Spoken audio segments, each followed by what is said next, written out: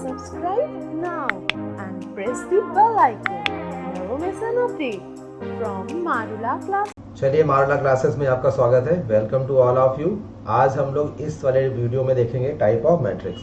तो मैट्रिक्स के टाइप, और ये मैट्रिक्स का टाइप क्यों में पढ़ना है, क्योंकि हमने मैट्रिक्स की डेफिनेशन देखी थी पहले ही वीडियो में कि अगर रेक्टेंगुलर बॉक्स है उसमें आप एलिमेंट रखते हैं तो एलिमेंट्स आप रो वाइज, कॉलम वाइज, रो और कॉलम, जैसे कि यहाँ पर इस टाइप से भी हो सकता है। सपोज ए है, ए बी सी है, यहाँ पर ए बी सी है, ए बी सी और डी है, और मैट्रिक्स ऐसे भी जा सकती है x x x x x x. तो मैट्रिक्स के देखो डिफरेंट टाइप दिख रहे हैं। तो सबसे पहला टाइप है रो मैट्रिक्स। क्या है? Row matrix. तो देखो मैट्रिक्स की डेफिनेशन रो मैट्रिक्स की क्या है, सिंपल सी बात है। या मैट्रिक्स की डेफिनेशन पढ़िए कि matrix having only one row is called a row matrix. तो समझते हैं कि रो मैट्रिक्स है क्या। एग्जैक्टली जैसे कि कोई मैट्रिक्स यहाँ पर एक एलिमेंट कंटेन करती है ए, तो अब ये क्या रो मैट्रिक्स है, अभी देखते हैं। अब जैसे मैट्रिक्स ए और बी दो एलिमेंट कंटेन है कर रही, अब मैट्रिक्स ए बी सी, तो अब इसको अगर ऐसे लिखे तो इसको ऐसे लिख सकते हैं A11, A12 और A13। तो देखो अब मैट्रिक्स जब ऐसे बढ़ रही है तो 1 में ये हमारा कांस्टेंट है 1, 1 में भी कांस्टेंट है 1 और 1 में कांस्टेंट है 1। देखो ए आई जे, आपको अगर याद होगा तो ए आई जे में ये रो की संख्या को बताता है और ये किसको बताता है, कॉलम की संख्या को। ठीक है, नंबर ऑफ कॉलम को रिप्रेजेंट करता है ये रो को।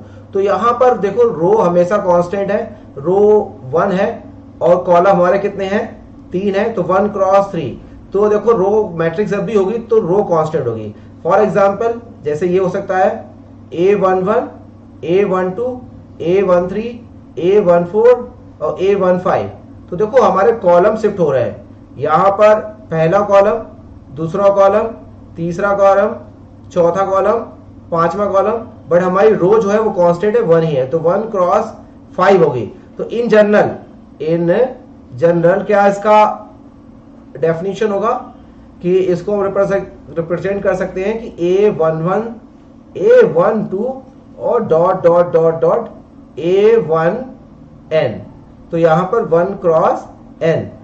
ठीक है, तो कह सकते हैं कि एक मैट्रिक्स ऐसी ए आई जे जहां पर 1 क्रॉस n ऑर्डर की हो, तो जो ऑर्डर मतलब of the order, matrix of the order,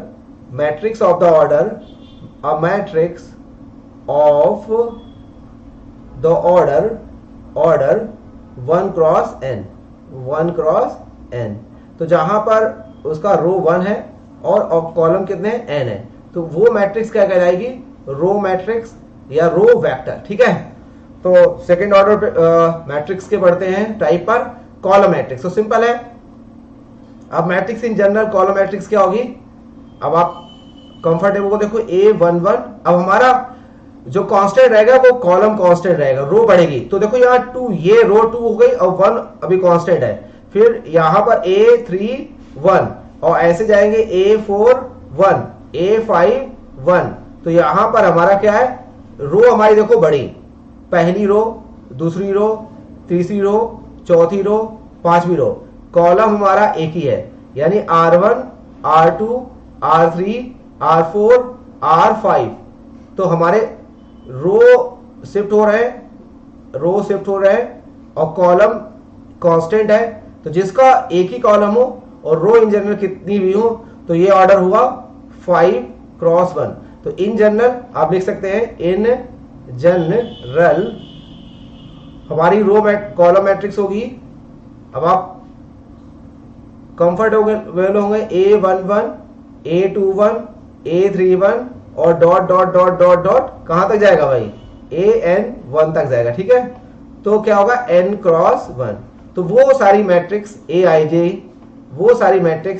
जे जिनका रो की संख्या n हो सकती है बट कॉलम हमेशा क्या होगा, कांस्टेंट होगा और वो 1 ही होगा। तो कॉलम की संख्या ऑलवेज क्या होगी, 1 होगी तो उसको बोलेंगे कॉलम मैट्रिक्स या कॉलम वेक्टर, क्यों मैट्रिक्स को वेक्टर भी बोलते हैं। ठीक है, तो पहला हमारा हुआ रो मैट्रिक्स, दूसरी हुई कॉलम मैट्रिक्स। रो मैट्रिक्स में एक ही रो थी, कॉलम काफी सारे हो सकते हैं, और कॉलम मैट्रिक्स में एक ही कॉलम है, रो हमारी वेरी कर सकती हैं, चाहे एक हो या ज्यादा हो।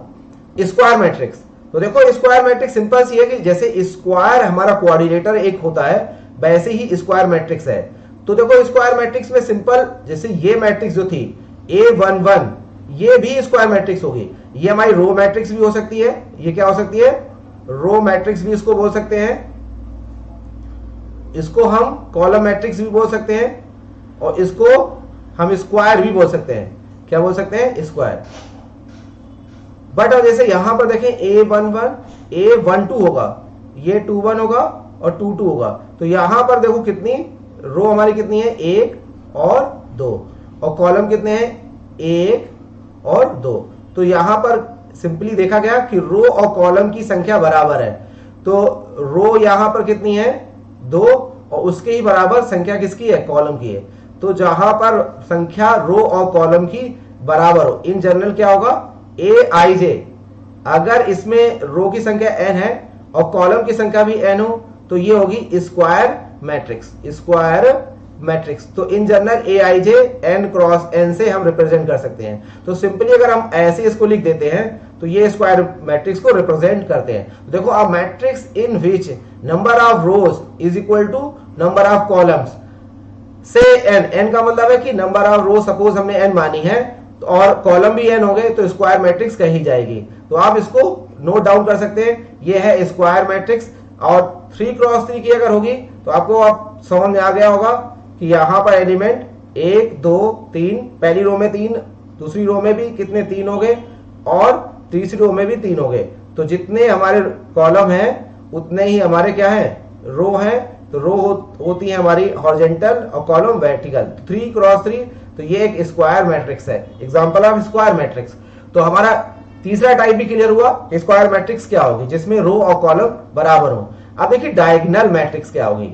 डायगोनल मैट्रिक्स देखते हैं, और स्क्वायर मैट्रिक्स। तो सबसे पहले डायगोनल मैट्रिक्स की कंडीशन में बोला गया है, आपको ध्यान देना कि डायगोनल तभी मैट्रिक्स बन के आएगी, डायगोनल मैट्रिक्स जब सबसे पहले वो स्क्वायर हो। क्या हो, यानी एक कंडीशन पहले आपको ध्यान रखनी कि square matrix must be a square matrix, ये होना ही चाहिए, मतलब तभी जाके डायगोनल बढ़ेगी। ठीक है, अगर आपने किसी 2 क्रॉस 3, आपने 3 क्रॉस 2 या 1 क्रॉस 4 लिया तो ये डायगोनल मैट्रिक्स में कन्वर्ट नहीं हो पाएंगे। ठीक है, तो square matrix of order n cross n are called a diagonal matrix if all the diagonal all element aij जहां पर i not equal to j 0 हो। तो देखो हम समझते हैं, पहले सिंपल देखिए कि क्या है। यहां पर देखो A11 है, A12 है, A21 है और A22 है। तो उसमें देखो कि जो ij, जहां पर देखो A11 और A22 को देखो, और यहां पर A21 और A12 देखो, तो ये देखो दो एलिमेंट में क्या है, i j और i j क्या है, बराबर है। इनके i j क्या है, बराबर है। और यहां पर देखो क्या है, i और j बराबर नहीं है। तो ये एलिमेंट जो जा रहे हैं डायगोनल में जा रहे हैं, वो एलिमेंट है जहां पर i और j बराबर होते हैं। और उसके अलावा अगर हम 3 क्रॉस 3 में देखते हैं, जो थोड़ा सा और इसको एक्सटेंड करते हैं, देखो A11, A12, A13, A21, A22, A23, यहां पे क्या होगा, A31, A32 और A33। तो देखो ये वाले एलिमेंट जो है डायगोनल में, अब देखो अभी डेफिनेशन पूरी कंप्लीट करते हैं। पहले तो हम एलिमेंट वो लेते हैं जो i और j जिनका बराबर है। तो ये एलिमेंट है जिनका i j बराबर है। ठीक है, तो उसने बोला कि वो सारे जीरो होंगे जिनका i और j बराबर नहीं है। तो मतलब जैसे कि ये बराबर नहीं है, ये बराबर नहीं है, ये बराबर नहीं है, ये बराबर नहीं है, ये बराबर नहीं है। तो कहने का मतलब जैसे कि फॉर एग्जांपल जिनका i और j बराबर नहीं है उनको क्या कर दो, जीरो। क्या कर दो, जीरो। तो जैसे ये, तो इसका कोई वैल्यू यहां पर रख दीजिए 1, जैसे कि सपोज ये 1 2 क्या है, जिनका आई जे बराबर नहीं है 0, 1 3 भी क्या है, तो यहां 0 हो जाएगा। अब देखो 2 1, इस पोजीशन 2 1, तो इसको 0 करना है। ये सब आप 4 5 कुछ भी रख सकते हैं। यहां पर देखो 2 3, इसका आई और जे क्या है, ये भी 0 होगा, तो ये 0 कर दिया। ये देखो अब इसको आई जे बराबर नहीं है तो 0, आई जे बराबर नहीं तो 0। अब यहां पर सपोज आप कोई वैल्यू 7 रख सकते हैं। तो ये एक एग्जांपल है डायगोनल मैट्रिक्स का। किसका है, डायगोनल मैट्रिक्स का। समझ में आया कि नहीं? तो स्क्वायर मैट्रिक्स पहली बात तो हो, और इस स्क्वायर मैट्रिक्स में डायगोनल, जो डायगोनल क्या है, डायगोनल का मतलब है जहां पर आई और जे बराबर होता है, तो ये डायगोनल है। डायगोनल को छोड़कर, इसको छोड़कर बाकी सारे एलिमेंट जो हमने किए गए हैं, बाकी सारे एलिमेंट को क्या किया है, 0 कर दिया है। देखो ये वाले सारे 0 हो गए, ये डायगोनल के अलावा है, तो ये सारे 0 हो गए, और बाकी जो डायगोनल है वो हमारा क्या है, वो नॉन जीरो। फॉर एग्जाम्पल एक और हम एग्जाम्पल लेते हैं जो हमारे बीच में एक कंफ्यूजन बनता है। देखिए जैसे कि हम ये मान के चलते हैं, जैसे एक एग्जाम्पल लिया गया, जैसे यहां पे 1 कर दिया, इसे 0 कर दिया, ये 0 कर दिया, यहां पे 0 कर दिया, यहां पर भी 0 कर दिया, ये 0 कर दिया, 0 0 और ये 4 कर दिया। तो देखो अब डायगोनल में भी 0 ले लिया, डायगोनल में भी क्या ले लिया, 0। ये भी डायगोनल मैट्रिक्स है, ये भी क्या है, डायगोनल मैट्रिक्स है। देखिए ये must be 0, of diagonal element must be 0, but diagonal में, डायगोनल के बारे में नहीं बोला है, तो यहां पर 0 हो भी सकता है और 0 नहीं भी हो सकता है, ये ध्यान रखें। जैसे ये वाला एलिमेंट 0 हम कर सकते हैं इसको, ठीक। तो देखो डायगोनल मैट्रिक्स को रिप्रेजेंट कैसे करेंगे, सिंपली जैसे इस वाली मैट्रिक्स को रिप्रेजेंट करना है, अगर ये मैट्रिक्स हमने ए बोली तो इसको सिंपली रिप्रेजेंट कर सकते हैं डी बराबर डायगोनल, डी ए जी लिखेंगे, और एलिमेंट देखो इस तरीके से डायगोनल एलिमेंट ही हम रिप्रेजेंट कर देंगे। तो डायगोनल अगर ऐसे लिख दिया 1 4 7, तो इसका मतलब है कि देखो 3 एलिमेंट दिख रहे हैं, तो 3 क्रॉस 3 की है, और सिंपल है 3 क्रॉस 3 की बनाइए। डायगोनल में 1 4 7 रख दीजिए, बाकी जगह क्या कर दीजिए 0 0 रख दीजिए, तो ये डायगोनल मैट्रिक्स हो जाएगी। जैसे इसको अगर रिप्रेजेंट करना है, देखो यहां बताया गया कि अ diagonal matrix of order n cross n having d1 d2 d3 dn as diagonal elements is denoted by diagonal diag लिखेंगे, और ऐसे लिख देंगे d1 d2 d3 dn। तो इसको लिख सकते हैं, जैसे ये मैट्रिक्स b है, तो b मैट्रिक्स को ऐसे लिख सकते हैं डायगोनल diag डायगोनल 1 0 4, तो ये डायगोनल मैट्रिक्स है। तो फॉर एग्जांपल डायगोनल मैट्रिक्स के हम जैसे एक एग्जांपल और दे रहे हैं, dij यहां पर 2 -2 5 और 4, तो 4 क्रॉस 4 की मैट्रिक्स होगी, ये कितने होगी, 4 क्रॉस 4 की। ऐसे ही लिख सकते हैं डी एग्जांपल डायगोनल, यहां पर भी 2 3 4 0 0, तो ये भी एक डायगोनल मैट्रिक्स है। डायगोनल में 0 हो सकते हैं, और डायगोनल हमेशा 0 होंगे, ठीक है। अब देखिए स्केलर मैट्रिक्स, तो स्केलर मैट्रिक्स डायगोनल मैट्रिक्स और स्क्वायर मैट्रिक्स की डेफिनेशन को तो फॉलो करेगी। यहां देखिए स्क्वायर मैट्रिक्स हो पहली बात तो स्केलर के लिए क्या होना चाहिए, सबसे पहले स्क्वायर मैट्रिक्स की कंडीशन को फॉलो करें, फर्स्ट थिंग, ठीक है। पहला स्टेप स्क्वायर हो, वो क्लियर हो। सेकेंड स्टेप में अकॉर्ड है स्केलर मैट्रिक्स इफ, तो देखो यहां पर ये डायगोनल वाली कंडीशन को फॉलो कर रही है।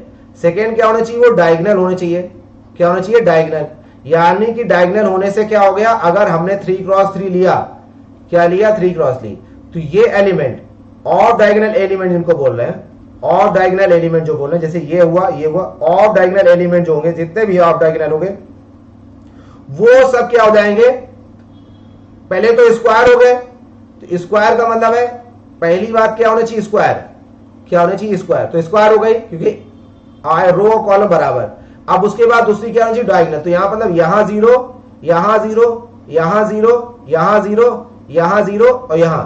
अब जो हमारे डायगोनल एलिमेंट यहां रखे जा रहे हैं, उनमें तो खासियत क्या है, यानी सारे ए आई जे फॉर ऑल आई, मतलब आई जे ए आई जे बराबर सी, मतलब कांस्टेंट हो, सी मतलब क्या हो, बराबर हो, कांस्टेंट हो, या इसको के लिख सकते हैं। और जहां पर आई और जे बराबर हैं, तो जैसे कि यहां पर अगर 2 रखा, तो यहां पर भी आपको 2 रखना पड़ेगा, यहां पर भी 2 रखना पड़ेगा, ठीक है।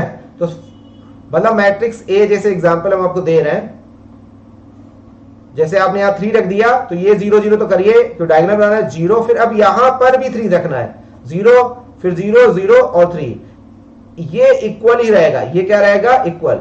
ये वैल्यू जो होगी वो इक्वल ही होगी किसी k के बराबर। जैसे कि एग्जांपल में यहां पर k 0 0 0 k 0 0 0 और k, ठीक है। तो ये हमारी 3 क्रॉस 3 की क्या है? स्केलर मैट्रिक्स है।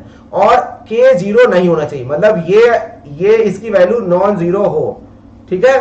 तो सबसे पहले ये स्क्वायर मैट्रिक्स हो, स्क्वायर मैट्रिक्स हो मतलब रो कॉलम बराबर डायगोनल हो। इसका मतलब है ये सारे ऑफ डायगोनल एलिमेंट क्या होना चाहिए? 0 होना चाहिए। और जो डायगोनल की एंट्रीज है ये वाली, ये एक वैल्यू कांस्टेंट के बराबर ही हो, ये अलग ना हो, तो ये मैट्रिक्स बोली जाएगी स्केलर। तो यहां पर देखो उसने पहली कंडीशन क्या बोली है और दूसरी क्या बोली है, इसको डेफिनेशन में एक बार देख सकते हैं। यहां पे बोला कि सारे ए आई जे वो सारे 0 हो जहां पर आई और जे बराबर ना हो, और वो सारे आई जे किसी के कांस्टेंट बराबर हो जहां आई और जे बराबर, और वो कांस्टेंट के जो है वो नॉन जीरो हो, 0 ना हो। इन अदर वर्ड्स देखो बोला गया है, in other words a diagonal, देखो उन्होंने दोबारा फिर से बोला गया कि आ डायगोनल इन विच, यानी डायगोनल मैट्रिक्स हो, अब डायगोनल होगी तो स्क्वायर भी होगी, in which all the diagonal elements are equal is called a scalar matrix, ठीक है। तो डायगोनल का ही एक्सटेंशन है। तो सबसे पहले स्क्वायर आई, फिर स्क्वायर का डायगोनल आई, और डायगोनल को एक्सटेंड कर दिया गया, और वो आगे बनती है स्केलर में। हाँ, डायगोनल में देखिए यहां पर क्या है, डायगोनल में एलिमेंट अलग अलग हो सकते हैं। देखिए ये देखिए 1 4 और 7 ये डिफरेंट हो सकते हैं, मगर स्केलर में नहीं, ठीक। आगे देखते हैं आइडेंटिटी मैट्रिक्स। अब आइडेंटिटी देखिए, आइडेंटिटी मैट्रिक्स में सबसे पहली बात स्क्वायर हो, तो फर्स्ट स्टेप क्या है, स्क्वायर होनी चाहिए। स्क्वायर के बाद दूसरा केस देखो वही है कि आई जे वो सारे आई जे 0 हो जहां आई नॉट इक्वल टू जे, तो हमारा डायगोनल भी होने चाहिए, क्या होना चाहिए, डायगोनल भी होना चाहिए। और तीसरा केस है स्केलर हो, तीसरा क्या हो, स्केलर। बस कि स्केलर में यानी उस के की वैल्यू क्या हो, जो हमने पहली कंडीशन देखो क्या लिखी थी कि ए आई जे और एन क्रॉस एन की होना चाहिए, तो ये स्क्वायर हो गया। डायगोनल के लिए आई और जे बराबर नहीं है, उन एलिमेंट की वैल्यू क्या होनी चाहिए, 0। और जो ए आई जे या ए आई आई या ए आई आई, क्या ए आई जे या ए आई आई, इनकी वैल्यू जो के थी वो के नॉट इक्वल टू 0 था, उस के की वैल्यू अब मस्ट बी 1, क्या होना चाहिए, मस्ट बी 1। तो एग्जांपल में जैसे कि यहां देखिए 1 0 0 1, एग्जांपल में 1 0 0 0 1 0 0 0 1, ठीक है। तो पहली कंडीशन स्क्वायर हो, डायगोनल हो, स्केलर हो, स्केलर में के की वैल्यू क्या होनी चाहिए, मस्ट बी 1। तो ये सारे 2 क्रॉस 2 3 क्रॉस 3 ऐसे, तो इसको हम रिप्रेजेंट कर सकते हैं I2 बोलते हैं, और इसको बोलते हैं I3। तो ऐसे ही अगर IN बोल दिया गया तो यानी कि वो identity matrix of order n हो गई, identity matrix of order n, n cross n की होगी, यानी कि उसमें रो की संख्या n होगी। जैसे कि 0 n 1 होगी, यहां पर 1 0 0 और यहां पर 0 0 1। हमारी अब रो और कॉलम कितने होंगे, यहां 0 0 और लास्ट में कितना 1। ये रो हमारी n होगी और कॉलम भी n हो गए। तो देखो यहां पर पहली कंडीशन जो है वो है डायगोनल की, और दूसरी है स्केलर में, स्केलर में वैल्यू है 1।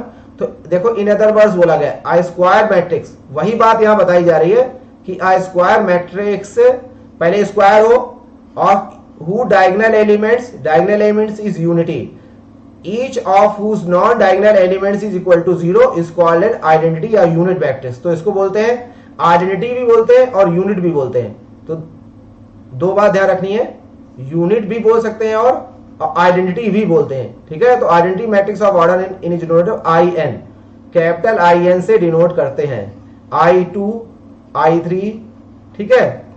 तो पहला स्क्वायर, फिर डायगोनल, फिर स्केलर, और स्केलर में वैल्यू कितनी हो, 1 हो, ये आप ध्यान रखें, ठीक है। तो स्क्वायर फिर आई, डायगोनल आई, फिर डायगोनल का स्केलर, और स्केलर का ही एक्सटेंशन हुआ जब के की वैल्यू 1 आई तो आइडेंटिटी हो गई, ठीक। अब देखिए नल मैट्रिक्स, तो नल मैट्रिक्स देखते हैं, नल को कैसे रिप्रेजेंट करते हैं ये भी देखते हैं। तो नल मैट्रिक्स को कैपिटल O से डिनोट करते हैं। अब देखिए जैसे ये मैट्रिक्स एक नल है, ठीक, 2 क्रॉस 2 की, यहां पे 2 क्रॉस 2 लिख सकते हैं, 3 क्रॉस 3 0 0, ठीक है, 0 0 0 ये आई 0 0 0। अब हमारे दिमाग में बनता है क्या हमेशा नल स्क्वायर होगी? नहीं, ये भी नल मैट्रिक्स है, जैसे 0 0 0 0 0 0। यहां पर देखो रो कितनी है 2 क्रॉस 3, तो ये भी नल मैट्रिक्स है। क्या है? नल मैट्रिक्स है, चाहे वो स्क्वायर हो ना हो। ये भी नल मैट्रिक्स है 0 0 0 0, ये भी नल है। तो a matrix whose all elements are 0 is called a null matrix. कहीं ऐसा नहीं बोला कि स्क्वायर हो, तो स्क्वायर हो भी सकती है, it may be square, it may be square और मे नॉट बी। ठीक है, ये जरूरी नहीं। ऑल एलिमेंट्स क्या हो? सारे एलिमेंट्स 0 हो, सब क्या होंगी? नल मैट्रिक्स होंगी। तो इनको ओ से, कैपिटल ओ से डिनोट करते हैं। तो नल मैट्रिक्स जिनके सारे एलिमेंट्स 0 हो।